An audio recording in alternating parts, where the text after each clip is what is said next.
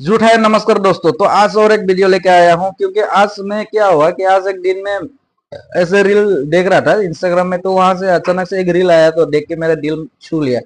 उसमें था कि आज हम लोग, मान लो आज का डेट 2025 का अगस्त 5 है। मान लो 2125 का अगस्त 5 में हम लोग नहीं रहने वाले हैं। तो अभी बात ऐसे है कि उस वीडियो में ऐसे था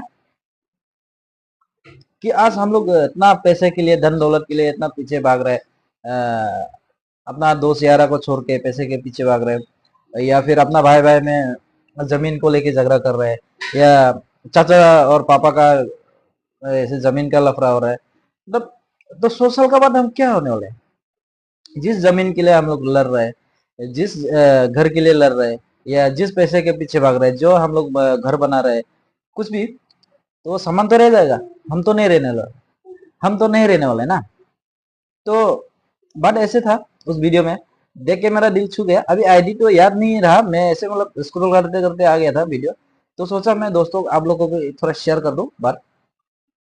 तो अगर आप लोगों को ये बात पसंद आया हो तो जरूर एक कमेंट ठोक दीजिएगा, और अपना दोस्त लोग को भी शेयर कर दीजिए, जो अपना दोस्त लोग कहीं दूर दूर में रह रहे हैं।